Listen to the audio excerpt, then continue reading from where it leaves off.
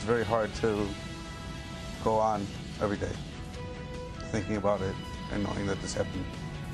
New at 6, he says he was sexually and physically abused during a hazing incident at a suburban high school. Now he's suing for more than $1 million.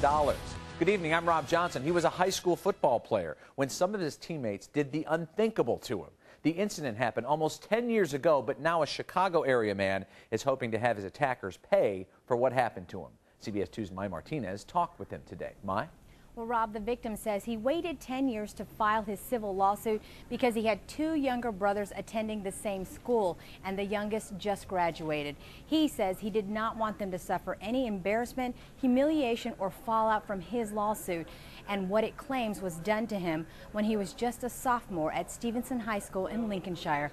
Now, we should warn our viewers, some of the information in this story is very graphic. Stamachios Shinas is now 25 years old, but he's still haunted by what happened to him almost a decade ago at Stevenson High School.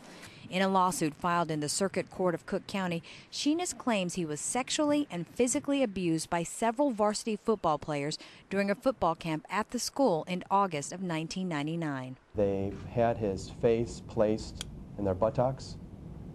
They'd flush a toilet and stick his face down the toilet. And Horwitz says the abuse did not stop there.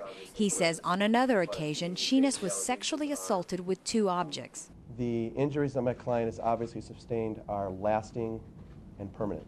Besides the sexual and physical abuse, Shinas says his teammates also stripped him of his faith in others. I trusted them, and we played together every day football, and I got to know them pretty well. So what was it like to have that friendship and trust betrayed? I don't trust anybody anymore.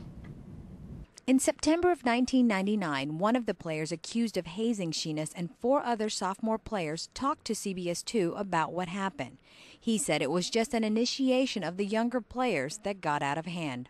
I feel real bad for the players who got done it to, because I know how they feel and they humiliated, and I am too for doing all this stuff. And I'm sorry for everything that happened. Tequan Clay and three other senior players later pled guilty to disorderly conduct charges in connection with the incident. All four of them, along with 7 coaches and the high school, are named in the civil lawsuit filed on behalf of Shinas. His attorney would not say how much they are seeking in damages, but he did say it's more than $1 million. Shinas, however, says it's not about the money. He says his motivation is simple. So that this doesn't happen again on the school grounds, and so that everybody can play football or play the sport that they want to in peace.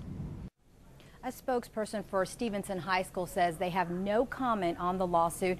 I also reached out to several of the defendants in the case. One of the 2 coaches who is still with the school says he was told by the school district to not comment on the case. As for the defendant we talked to back in 1999, Tequan Clay, he is now 27 years old and currently serving a 120-year prison sentence for aggravated criminal sexual assault and home invasion. This is his photo from the Illinois Department of Corrections website.